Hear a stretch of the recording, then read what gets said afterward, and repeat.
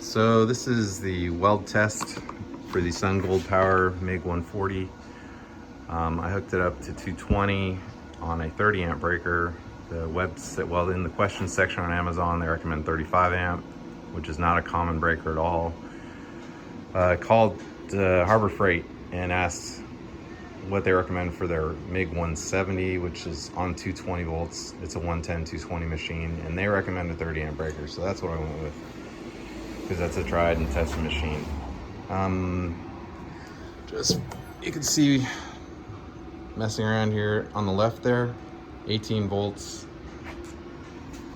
As you can see, so right there, that's 20 volts. The next gradation up, that's 18 volts. Mosquito. 17, 16, 15, whatever. So that's 18 on the left and 10 meters per minute, which is 393 inches per minute.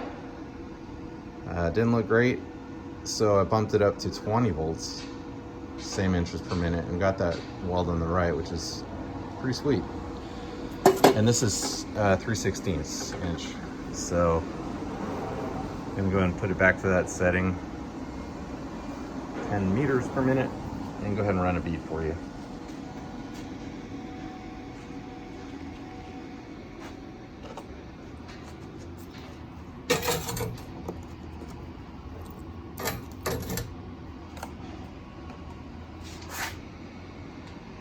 Sorry for the sloppy 100 camera work for the 400th time.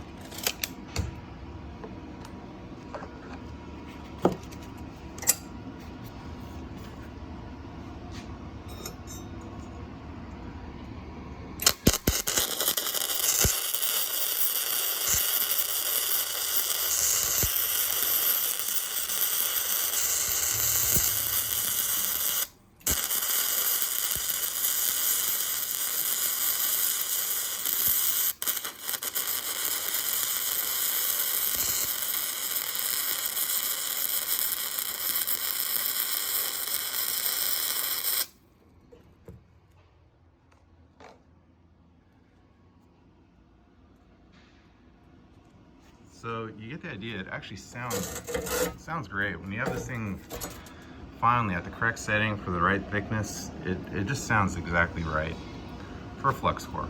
Once again, not an experienced welder, but compared to all the other welds that I've ran, done some 1/8 testing,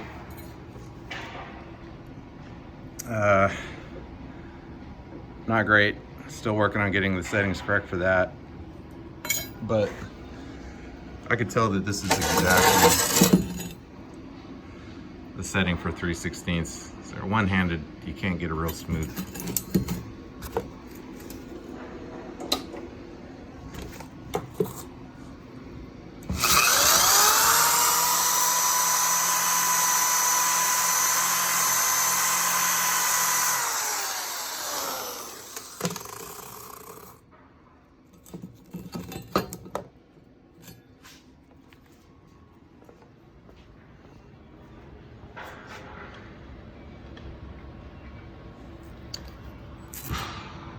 But it penetrated,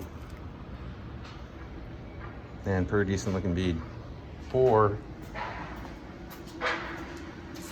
an amateur and a $225 machine. And I forgot to mention using a 30 thousandths inch Lincoln Electric MP211 flux core for these welds. And like I said, it's about 3/16 inch carbon steel.